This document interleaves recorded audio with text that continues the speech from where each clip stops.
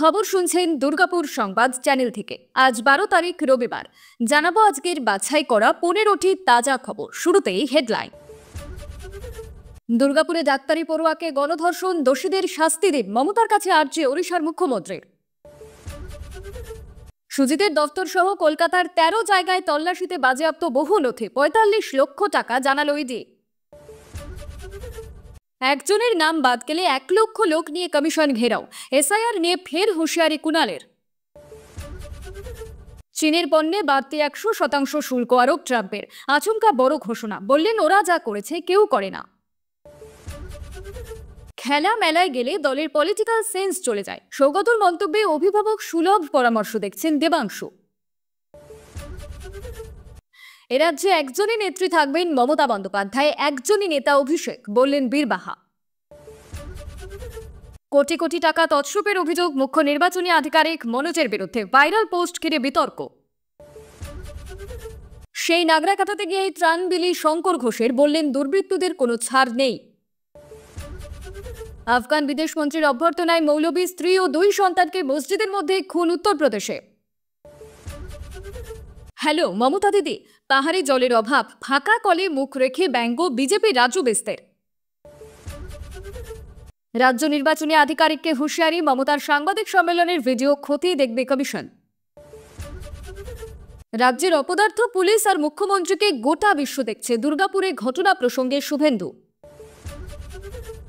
আমরা বেঁচে আছি, বিহারের ভোটার তালিকায় নিজেদের মৃত দেখে সরকারি অফিসে ছুটলেন 5 জন। বেআইনি বালিতে পদ্ম বিধায়কের যোগ, পুরুলিয়ায় ধৃত 19। ধর্ষণের পর মোবাইল ছিনিয়ে নেয়, 3000 টাকা চেয়েছিল, দাবি দুর্গাপুরে নির্যাতিতার মায়ের। ফিরল শহীদ ছেলের কফিনবন্দি দেহ, বীরভূমে গান স্যালুট, অশ্রুজলে বিদায় জওয়ান সুজয়ের। আমরা প্রতিদিন চেষ্টা করি আপনাদের কাছে সঠিক এবং নিরপেক্ষ খবর পৌঁছে দিতে। যদি আমাদের এই প্রচেষ্টা ভালো লাগে তবে দয়া করে একটি লাইক দিন। আপনার একটি লাইকই আমাদের আগামী দিনের অনুপ্রেরণা। এবার এক এক করে দেখে নেব বিস্তারিত খবর। দুর্গাপুরে দ্বিতীয় বর্ষের এক ডাক্তারি পড়ুয়াকে গণধর্ষণের ঘটনায় তোলপাড় রাজ্য জুড়ে। নির্যাতিতা ওড়িশার জলেশ্বরের বাসিন্দা। ঘটনার পর থেকে ক্ষোভে উত্তাল স্থানীয় মানুষ। এমনকি ওড়িশার মুখ্যমন্ত্রী মোহন চরণ মাঝিও সরাসরি বাংলার মুখ্যমন্ত্রী মমতা বন্দ্যোপাধ্যায়ের কাছে দোষীদের দ্রুত এবং কঠোর শাস্তির আবেদন জানিয়েছেন। তিনি এক্সে লেখেন, দুর্গাপুরে ওড়িশার এক কন্যার ওপর নির্মম নির্যাতনের ঘটনা শুনে ব্যথিত। বাংলার মুখ্যমন্ত্রী মমতা বন্দ্যোপাধ্যায়ের কাছে অনুরোধ করছি, দোষীদের কঠোরতম শাস্তি দেওয়া হোক। একই সঙ্গে তিনি জানিয়েছেন, ওড়িশা সরকারের আধিকারিক এবং পুলিশ কর্তাদের বাংলার প্রশাসনের সঙ্গে ঘনিষ্ঠ যোগাযোগ রাখতে নির্দেশ দেওয়া হয়েছে, যাতে নিরপেক্ষ তদন্ত এবং ন্যায় বিচার নিশ্চিত করা যায়। সূত্রের খবর, শুক্রবার রাতে ওই ছাত্রী হোস্টেল থেকে এক বন্ধুর সঙ্গে খাবার খেতে বেরিয়েছিলেন। ফেরার পথে কয়েকজন দুষ্কৃতী তাকে জঙ্গলে টেনে নিয়ে গিয়ে ধর্ষণ করে। অভিযোগ, মেয়েটির ফোন ছিনিয়ে নিয়ে 3000 টাকা দাবি করে দুষ্কৃতীরা। টাকা দিতে অস্বীকার করায় তাকে মারধর করা হয়। গুরুতর আহত অবস্থায় তার বন্ধু তাকে উদ্ধার করে। নির্যাতিতার বাবার অভিযোগ, রাত 10টার পরে ফোনে খবর পাই, মেয়েকে রক্তাক্ত অবস্থায় পাই। পুলিশ বন্ধুটিকে জিজ্ঞাসাবাদের জন্য আটক করেছে। প্রাথমিক তদন্তে জানা গিয়েছে অন্তত 5 জন অভিযুক্ত ঘটনার সঙ্গে যুক্ত। ইতিমধ্যে পুলিশ অভিযুক্তদের খোঁজে তল্লাশি শুরু করেছে। এই ঘটনায় কলেজ কর্তৃপক্ষের ভূমিকা নিয়েও প্রশ্ন উঠছে। স্বাস্থ্য ভবন রিপোর্ট চেয়েছে কলেজের কাছে। শনিবার কলেজে গিয়েছে জাতীয় মহিলা কমিশনের প্রতিনিধি দল। আসানসোল দুর্গাপুর পুলিশ কমিশনারেটের ডিসি অভিষেক গুপ্তা জানিয়েছেন, সংবেদনশীলতা বজায় রেখে তদন্ত চলছে। মেয়েকে পড়তে পাঠিয়ে এমন ভয়াবহ ঘটনা ঘটবে ভাবতেও পারিনি। কলকাতা এবং আশেপাশের 13 জায়গায় শুক্রবার তল্লাশি চালিয়েছিল এনফোর্সমেন্ট ডিরেক্টরেট।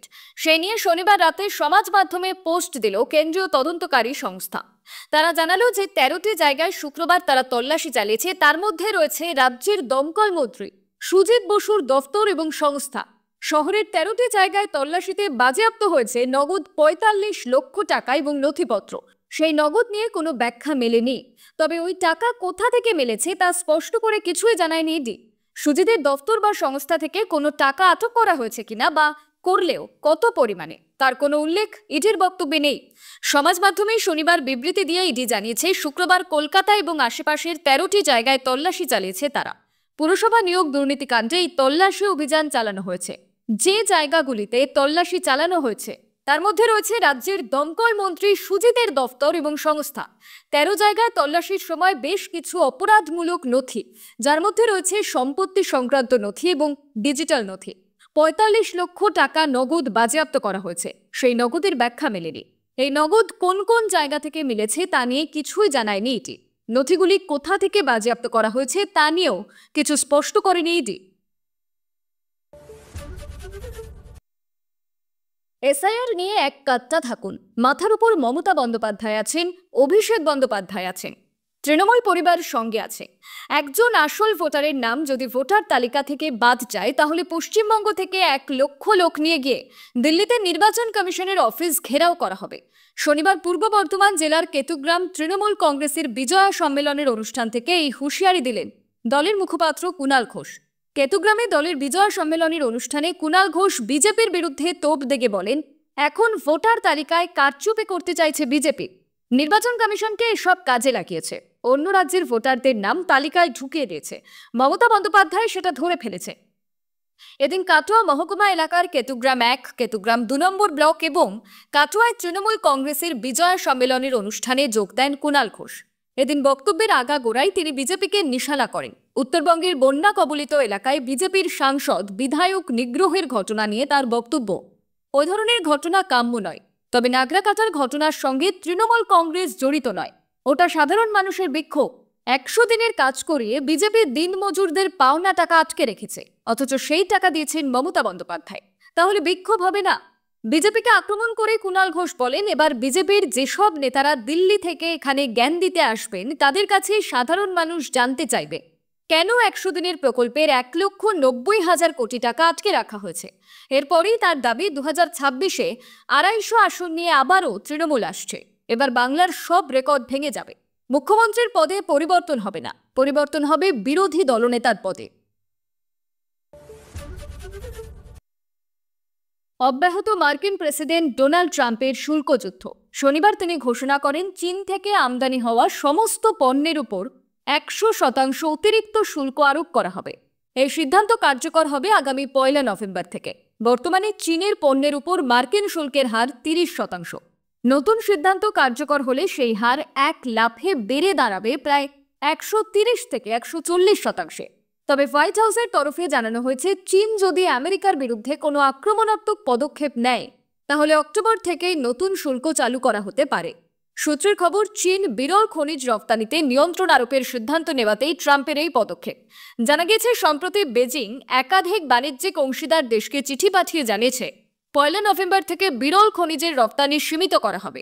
এই সিদ্ধান্তে ক্ষুব্ধ মার্কিন প্রেসিডেন্ট নিজের সোশ্যাল মিডিয়া ট্রুথ সোশ্যালে লিখেছেন, চীন আন্তর্জাতিক বাণিজ্যে এক অস্বাভাবিক আগ্রাসী নীতি নিয়েছে। তাদের রপ্তানি নিয়ন্ত্রণের ফলে গোটা বিশ্ব ক্ষতিগ্রস্ত হবে। ট্রাম্প আরও জানিয়েছেন, আন্তর্জাতিক বাজারে চীনের দাদাগিরি রুখতে এই সিদ্ধান্ত। তার দাবি, চীন যদি রপ্তানি নিয়ন্ত্রণ করে, তাহলে বিশ্ব বাজারে ভারসাম্য নষ্ট হবে। তাই আমেরিকার দীর্ঘমেয়াদী পরিকল্পনার অংশ হিসেবে এই শুল্ক আরোপ করা হচ্ছে। যদি কোনো একটা পার্টি খেলা মেলায় চলে যায়, সে পার্টির পলিটিক্যাল সেন্স চলে যায়। খেলা মেলা করলে লোকে ওই নিয়ে মেতে থাকবে, পলিটিক্সটা করবে না। শুক্রবার বরানগরে দলের বিজয়া সম্মেলনের অনুষ্ঠানে তৃণমূল কংগ্রেস সাংসদ সৌগত রায়ের মন্তব্য নিয়ে এখন সরগরম রাজনীতি। অনুষ্ঠান মঞ্চে তাকে বলতে শোনা যায়, আমাদের মনে রাখতে হবে 6 মাস পর নির্বাচন, জেতাটাই আমাদের একমাত্র লক্ষ্য, অন্য কিছু করবেন না। এই প্রসঙ্গে বিরোধীরা যতই খোঁচা দেওয়ার চেষ্টা করুক, সৌগতের মন্তব্যকে অভিভাবক সুলভ পরামর্শ হিসেবেই দেখছেন তৃণমূলের আইটি সেলের ইনচার্জ দেবাংশু ভট্টাচার্য। বরানগরে দলের বিজয় সম্মেলনের অনুষ্ঠান মঞ্চে বক্তব্য রাখতে উঠে সৌগত রায় বলেন, যদি কোনো একটা পার্টি খেলা মেলার মধ্যে চলে যায়, তবে তার পলিটিক্যাল সেন্স চলে যায়। আমাদের মনে রাখতে হবে, ঠিক 6 মাস পরে নির্বাচন, জেতাটাই এখন আমাদের একমাত্র লক্ষ্য। পলিটিক্স ভুলে গেলে চলবে না। যারা ক্ষমতায় আসা পার্টিতে আছেন, তারা কি মনে রাখছেন এটা শহীদদের পার্টি, নাকি ভাবছেন এর মধ্যে যা কামিয়ে নেওয়ার কামিয়ে নিন? এটা মূল বিষয় যে পার্টিটাকে একটা পবিত্র ব্যাপার হিসাবেই দেখতে হবে। এই মন্তব্য ঘিরে সরগরম বাংলার রাজনীতি। বামেরা সৌগতর মন্তব্যে বিজেপির সঙ্গে সখ্যতার অভিযোগ তুলেছে, আর বিজেপির কথায় মাঝে মধ্যে ওনার বিবেক জাগ্রত হয়। তবে এইসবের মোক্ষম জবাব দিয়েছেন দেবাংশু ভট্টাচার্য। তার কথায় কোন প্রেক্ষিতে সেই মন্তব্য দলের বর্ষিয়ান নেতা করেছেন সেটা জরুরি।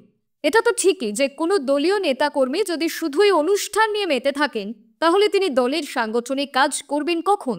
সৌগত রায় অভিভাবকের মতোই পরামর্শ দিয়েছেন। আর বর্ষিয়ান সাংসদের অন্য দলে চলে যাওয়ার প্রসঙ্গ উড়িয়ে দেবাংশুর বক্তব্য, অন্য দলে যাওয়ার হলে নিজের দলকে কিভাবে জেতানো যায় সে নিয়ে বার্তা দিতেন না সৌগত। এগুলি বিরোধীদের অপপ্রচার।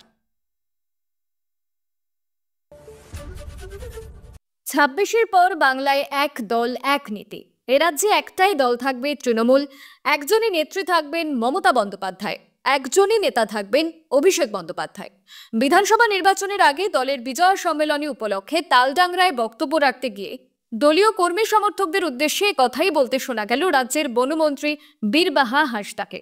তা নিয়ে সরগরম রাজনৈতিক মহল। একই সঙ্গে তার সাফ কথা, আগামী দিনে ঝান্ডা বাঁধার মতো একটাও খুঁটি যেন বিজেপি না পায় তা নিশ্চিত করতে হবে। যদিও তোপ দাগতে ছাড়েনি বিজেপি নেতা জগন্নাথ চট্টোপাধ্যায় বলছেন, উনি তো সদ্য তৃণমূলে এসেছেন, তৃণমূলের ছোঁয়া কি ধরনের ভাষা বের হচ্ছে বোঝাই যাচ্ছে। উনি ঠিকই বলেছেন, এক দলই থাকবে, কিন্তু ওই দল শাসন ক্ষমতায় থাকবে না। সনাতনী বাঙালি ভারতীয় মুসলমানরা ঠিক করে নিয়েছে 26-এর নির্বাচনে তৃণমূলের বিসর্জন। এদিকে দলীয় কর্মসূচিতে ত্রিপুরা সফরের অভিজ্ঞতার কথাও তুলে আনেন বীরবাহা। বলেন, ওই দিন আমার জন্মদিন ছিল। টিফিন করার জন্য কেনা মাত্র 30 টাকার কেক থেকে সফর সঙ্গে দলীয় সহকর্মীদের সেই কেক খাওয়ানোর জন্য গত দুদিন ধরে বিজেপি আমাকে সমানে কটাক্ষ করে গেছে। এর থেকেই ওরা প্রমাণ করতে চাইছেন আদিবাসীরা কেক খেতে পারে না। জগন্নাথ চট্টোপাধ্যায় যদিও বলছেন, উনি চাইলে ভালো কেকের দোকান থেকে ভালো কেক পাঠিয়ে দিতে পারি, তবে আদিবাসী সমাজে জন্মদিনে কেক খাওয়ার রীতি নেই। ফলে তিনি আদিবাসী সমাজে আছেন তো নাকি সমাজচ্যুত হয়েছেন। অন্যদিকে কড়া প্রতিক্রিয়া দিতে দেখা গিয়েছে সিপিএমকেও। সিপিএম নেতা সুজন চক্রবর্তী বলছেন, বিজেপি যদি ভালো করে দেখেন তাহলে বুঝবেন তৃণমূল মানে কি, এক দল, এক ধর্ম, এক জাতি, এক নেতা। এই মনোভাবে যদি বিজেপি চলে তাহলে তৃণমূলেও তো একই আদন, ওদের শুধু আধিপত্যবাদ। রাজ্যের মুখ্য নির্বাচনী আধিকারিক মনোজ আগরওয়ালের বিরুদ্ধে দুর্নীতির অভিযোগে সরব হয়েছেন মুখ্যমন্ত্রী মমতা বন্দ্যোপাধ্যায়। মুখ্যমন্ত্রীর দাবি, দিল্লির সঙ্গে হাত মিলিয়ে ভোটার তালিকা সংশোধনের নামে রাজ্যে এনআরসি চালু করার চেষ্টা করেছেন মনোজ আগরওয়াল। এবার সেই অভিযোগের প্রমাণও মিলেছে বলে জানা গিয়েছে। সিবিআইয়ের কাছে দিল্লি উন্নয়ন পর্ষদের এক উচ্চ পদস্থ কর্তা অভিযোগ করেছেন, রাজ্যের বিভিন্ন দপ্তরের দায়িত্ব পালনকালে বিপুল দুর্নীতি করেছেন এই আমলা। দিল্লির একটি সংবাদ সংস্থা জানাচ্ছে, দিল্লির প্রাক্তন ভূমি কমিশনারের অভিযোগের ভিত্তিতেই সিবিআই তদন্ত শুরু করে। তদন্তে মনোজ আগরওয়াল, তার স্ত্রী রুমা আগরওয়াল এবং শ্বশুর এমপি গর্গের আয় বহির্ভূত সম্পত্তির হদিশ মেলে। 1990 সালের বেঙ্গল ক্যাডারের আইএএস অফিসার মনোজ আগরওয়াল দীর্ঘদিন ধরে রাজ্য এবং কেন্দ্রের নানান গুরুত্বপূর্ণ পদে ছিলেন। সম্প্রতি কোলাঘাটে নির্বাচন কমিশনের সদস্যদের সঙ্গে একটি বন্ধ ঘরে বৈঠকের পরেই মুখ্যমন্ত্রী প্রকাশ্যে তোপ দাগেন তার বিরুদ্ধে। সমাজ মাধ্যমে ভাইরাল একটি পোস্টে দাবি করা হয়েছে, দিল্লি ডেভেলপমেন্ট অথরিটিতে চাকরির সময় তিনি প্রায় 1.5 কোটি টাকার জমি কেনেন, যা তার আয়ের সঙ্গে অসামঞ্জস্যপূর্ণ। সিবিআইয়ের চার্জশিটে আরও বলা হয়েছে, দ্বারকা, গুরগাঁও, নয়ডা এবং কলকাতায় কোটি কোটি টাকার 6টি জমি কেনা হয়েছে, অধিকাংশই তার স্ত্রীর নামে। মোট সম্পত্তির মূল্য প্রায় 45,80 কোটি টাকা। তবে তৎকালীন বাম সরকার তদন্তে সম্মতি না দেওয়ায় সেই সময় তদন্ত থেমে যায়। মমতার অভিযোগের পর ফের নতুন করে আলোচনায় মনোজ আগরওয়াল। এত বিতর্কিত আধিকারিক রাজ্যের ভোট পরিচালনায় থাকলে কতটা নিরপেক্ষতা বজায় থাকবে, উঠছে সেই প্রশ্ন। সোমবার নাগরাকাটায় হামলার মুখে পড়েছিলেন। শনিবার সেই নাগরাকাটায় গেলেন বিজেপি বিধায়ক শঙ্কর ঘোষ, পৌঁছে দিলেন ত্রাণ সামগ্রীও, জানিয়ে আবার কটাক্ষ করেছে তৃণমূল। অন্যদিকে আক্রান্ত বিজেপি সাংসদ খগেন মুর্মুর শারীরিক অবস্থা স্থিতিশীল বলে হাসপাতাল সূত্রে খবর। মাঝে 6 দিনের ব্যবধান, আক্রান্ত হয়ে হাসপাতালে ভর্তি হয়েছিলেন।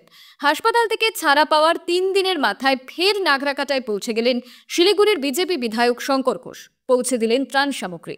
শঙ্কর বলেন, যারা এখানে প্রাণে মারার চেষ্টা করেছিল এই নাগরাকাটাতে, সেখানে এসে ত্রাণ দেওয়ার একটাই কারণ, একটাই বার্তা, দুর্বৃত্তদের কোনো ছাড় নেই। শঙ্কর ঘোষ বলেন, এই নরকের যে শাসন, সেই শাসনকে সমাপ্ত করতে হবে এবং দুর্বৃত্তদেরকেও নিকেশ করতে হবে। মানুষের পাশে দাঁড়ানোর জন্য ভয় পেয়ে যদি আমি পিছিয়ে যাই, তাহলে ভবিষ্যতে আমার মতন যারা হয়তো ব্যক্তিগতভাবে ক্লাব, এনজিওর হিসাবে যারা ত্রাণ দিতে যাবে, তারাও ভয় পেয়ে যাবে। পাল্টা তৃণমূল কংগ্রেসের মুখপাত্র অরূপ চক্রবর্তী বলেন, বন্যা ত্রাণে যে কেউ যেতে পারে, সেটা ভালো কাজ। শঙ্করের দ্রুত আরোগ্য কামনা করে শঙ্কর মানুষের পাশে দাঁড়িয়ে ত্রাণ দিক। শঙ্করের গায়ে কেউ টু শব্দটিও করবে না, কেউ টাচও করবে না। কিন্তু শঙ্কর যেখানে যাবে বিজেপির লোকদের জানিয়ে যান, কারণ বিজেপির অন্তর্দলীয় কোন দলে না শঙ্করকে আবার ধাক্কা খেতে হয়। আফগানিস্তানের বিদেশমন্ত্রী আমির খান মুত্তাকিকে অভ্যর্থনা জানাতে গিয়েছিলেন স্বামী। সেই সুযোগে মসজিদে ঢুকে মৌলবীর স্ত্রী এবং 2 শিশুকন্যাকে নৃশংসভাবে খুন করল দুষ্কৃতীরা। ভয়াবহ এই ঘটনাটি ঘটেছে উত্তরপ্রদেশের বাগপত এলাকার গাংলোনি গ্রামে। ঘটনা প্রকাশ্যে আসতেই শোরগোল পড়ে গিয়েছে, তদন্তে নেমেছে পুলিশ। পুলিশ সূত্রে জানা গিয়েছে মুজাফফরনগরের সুন্না গ্রামের বাসিন্দা ওই মৌলভী ইব্রাহিম গাংলোনি গ্রামের মসজিদে নামাজ পড়াতেন। সেখানেই মসজিদে থাকতেন তার স্ত্রী ইশরানা, 2 কন্যা সোফিয়া এবং সুমাইয়া। তাদের বয়স যথাক্রমে 5 এবং 2 বছর। স্থানীয়দের তরফে জানা গিয়েছে শনিবার মসজিদে নামাজ পড়তে গিয়ে স্থানীয়রা মৃতদেহ পড়ে থাকতে দেখেন। সঙ্গে সঙ্গে খবর দেওয়া হয় পুলিশে। মিরাটের ডিআইজি নিজে ঘটনাস্থলে গিয়ে খতিয়ে দেখেন সমস্ত কিছু। পুলিশের দাবি আফগানিস্তানের বিদেশমন্ত্রীকে অভ্যর্থনা জানাতে গিয়েছিলেন ইব্রাহিম, সেই সুযোগে এই হত্যাকাণ্ড চালানো হয়। শুধু তাই নয়, প্রাথমিক তদন্তে পুলিশ জানতে পেরেছে হত্যাকাণ্ড চালাতে মসজিদের সমস্ত সিসিটিভি আগে থেকে বন্ধ করে দেওয়া হয়। অনুমান করা হচ্ছে এই পরিবারের ঘনিষ্ঠকেও এই হত্যাকাণ্ড চালিয়েছে। অপরাধীর খোঁজ পেতে পুলিশ সব দিক খতিয়ে দেখছে। স্থানীয়দের তরফে জানানো হয়েছে অন্যান্য দিনের মতোই এদিন সকাল 11টা নাগাদ মসজিদে নামাজ পড়তে এসেছিলেন স্থানীয়রা। নিচ থেকে একাধিকবার মৌলবীকে ডাকা হলেও তিনি আসেননি। এই অবস্থায় খোঁজ নিতে উপরে যান কয়েকজন। সেখানে মৌলবীর স্ত্রী এবং 2 কন্যার দেহ পড়ে থাকতে দেখেন তারা। কে বা কারা তাদের খুন করেছে তার তদন্ত চলছে। ঘটনাস্থলে পৌঁছেছে ফরেনসিক টিম এবং ডগ স্কোয়াড। মৌলবী ইব্রাহিমকেও জিজ্ঞাসাবাদ করছে পুলিশ। এতক্ষণ খবর শুনছিলেন দুর্গাপুর সংবাদ চ্যানেল থেকে। খবর আজকের মতন এই পর্যন্তই। খবরগুলো আপনার কেমন লাগলো অবশ্যই কমেন্ট করে জানাবেন এবং নিয়মিত সঠিক খবর শোনার জন্য দুর্গাপুর সংবাদ চ্যানেলটিকে সাবস্ক্রাইব করে রাখুন। দেখা হচ্ছে পরবর্তী ভিডিওতে। ধন্যবাদ।